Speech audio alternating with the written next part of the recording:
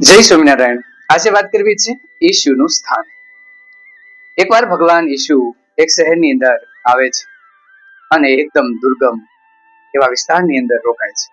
કચરાના ઢગલા પડ્યા, ગંદકીથી આખો જ વિસ્તાર ખદબદે।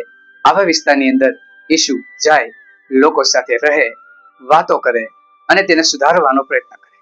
હવે આ વિસ્તારની અંદર ચોર, ડાકુ, લૂંટારાઓ, ખેરખાવો આવા લોકો આ વિસ્તારની અંદર રહે। એની વચ્ચે જઈને વાતો કરે, ગંદકી ઉપાડે, લોકોના ઝૂંપડામાં જઈ એમને જ્ઞાન આપે, આવું કામ કરે। દૂર દૂરના વિસ્તારમાં પ્રતિષ્ઠિત લોકો રહેતા હતા, ખૂબ મોટા બંગલા, ગાડીઓ, વૈભવ હતો। ભગવાન ઈસુ નજીક આવ્યા છે તો મળવા માટે તે પણ એ વિસ્તારની અંદર જતા।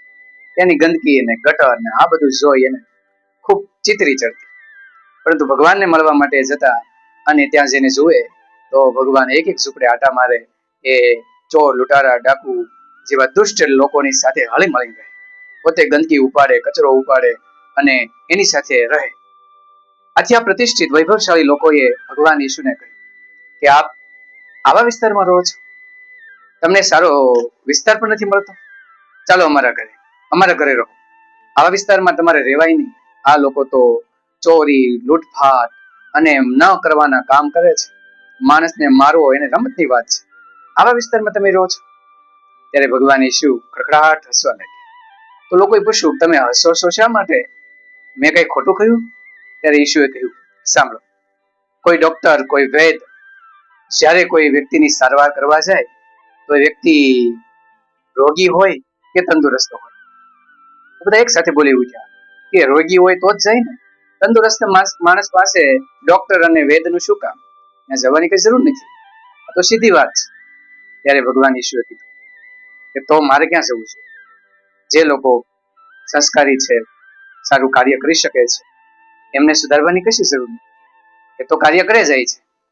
પણ જે લોકો અવળા માર્ગે વળી ગયા છે અને સમાજની અંદર ન કરવાના કામ કરે છે, તો મારે તો અહીં સારવાર કરવી પડે। જો એ લોકો બધા સુધરી જશે તો આ સ્વર્ગ અહીં જ ઊભું થઈ જશે। તમારે પણ એનાથી ડરવાની જરૂર નહીં। સમાજ ડરે છે શા માટે? આ લોકો ચોરી કરે, લૂંટફાટ કરે, કોઈને મારે, ગાળો આપે, પણ આ જ લોકો જો સુધરી જાય તો સમાજની અંદર સ્વર્ગ આવી જાય કે ન આવી જાય? તમામ લોકો બોલી ઉઠ્યા, સાચી વાત છે ભગવાન। એટલા માટે જેમ ડોક્ટર રોગીની સારવાર કરે, એમ મહાત્મા, સંત, સાધુ એ એવા લોકોની સેવા કરે કે જેમને જરૂર છે, એ જ લોકો સમાજમાં આગળ આવી અને સમાજને સારું બનાવી શકે। આપણે પણ સેવા કોની કરવી એનો ખ્યાલ આ પ્રસંગને આધારે જરૂર આપણને મળી જાય।